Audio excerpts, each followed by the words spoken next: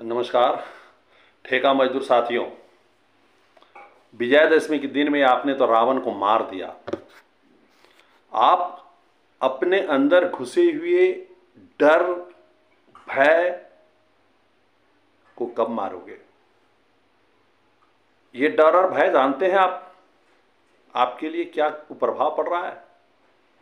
पूरे देश ने खुशियां के साथ दुर्गा पूजा मनाया। आप 8 घंटा पूरा काम करने के बावजूद पूरा वेतन नहीं ले पाए और आपके बच्चे ने वो खुशियां नहीं बनाए जिसके हकदार हैं। क्या खाली इसी प्रकार की आप बैठ के करते रहें? बैठकों का दौर बंद करो, ठान लो इनकलाब। मन में ठानो, मजदूर हो, आवाज से ही आपकी समस्या समाधान होंगे। ये बैठकों का दौर चलेगा और प्रदर्शनों का दौर चलेगा। ये बंद करो। इनकलाब की आवाज भीतर मिलाओ, मुट्ठी बांधो, इनकलाब करो, विजय होगा। दुर्गा पूजा के पहले बोनस की चर्चा आपके लिए हो रहा था। समझौते में चर्चा तक नहीं आया। प्रबंधन बंद, चुप, वार्ता करने वाले भी चुप, आवाज उठाने वाले भी चुप, और आज आप लाभुक हैं, आप भी चुप। फिर रावण को जलाने से क्या फायदा है? खुशियां मनाने के लिए, पटाखा फोड़ने के लिए अगर आप जलाए हो तो ठीक ही किया, लेकिन आपका जलाने का उद्देश्य है असत्य का जीत, असत्य पर सत्य का जीत। अगर ये उद्देश्य है तो आपको मंथन करना पड़ेगा कि आपके भीतर में भी जो एक भय रूपी असत्य है उस पर जीत कब हासिल करोगे।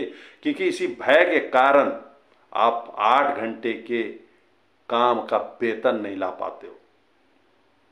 आप ESI से वंचित हो गए, उसके लिए लड़ नहीं पाते हो। कम वेतन पे बोलते हो, छटनी हो जाता है। सुरक्षा की मांग करते हो, छटनी हो जाता है।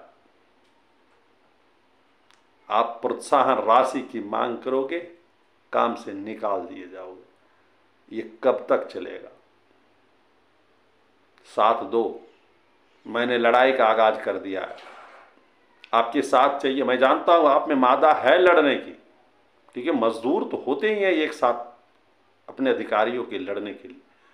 मजदूर व्यक्तिगत लड़ाई कभी नहीं लड़ता है, जब भी लड़ता है सामूहिकता की लड़ाई लड़ता है।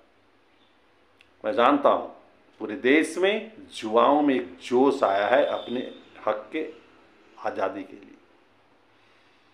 बोकारो के ठेका मजदूर साथियों, आउटसोर्सिंग साथियों, आपको भी अपने हक की आज़ादी के लिए आगे आना चाहिए। और मैं ऐसी लड़ाई के लिए बोलूँगा ही नहीं जिससे आपकी क्षति होगी। आपकी कोई क्षति नहीं होने वाली है, बिल्कुल नहीं। 100% सुरक्षित आंदोलन, किसी प्रकार की हानि नहीं। लेकिन उसके लिए तो कम से कम इनकलाब यहाँ पे लाना पड़ेगा। इसमें जज्बा पैदा करनी होगी, ये कोई दूसरा पैदा नहीं कर देगा। क्योंकि आप अगर पूरे वेतन घर लाएंगे तो आपके बच्चे को लाभ होगा, आपके घर के लोगों को लाभ होगा, आपकी सामाजिक सुरक्षा मजबूत होगी। ESI का अधिकार अगर मिल जाएगा तो बड़े बड़े बीमारियों से जो नेस्ता नाबूद परिवार हो रहा है उससे बच जाओगे। प्लाट के अंदर में आप मृत्यु होने पे आपके आश्रित को नौकरी नहीं मिलेगा। बताइए क्या भयावह स्थिति है। आप तो किसी प्रकार से घर चला लेते हो, लेकिन जब आप इस दुनिया में नहीं रहोगे तो आपके बच्चे का भविष्य को कौन संभालेगा? पूरे देश में कानून है, जहां पर काम करते हो वहां पर अगर मृत्यु होता है तो उसे, उसके आश्रित को हक है नियोजन पाने का। CCL में, BCCL में सारे जगह बना हुआ है।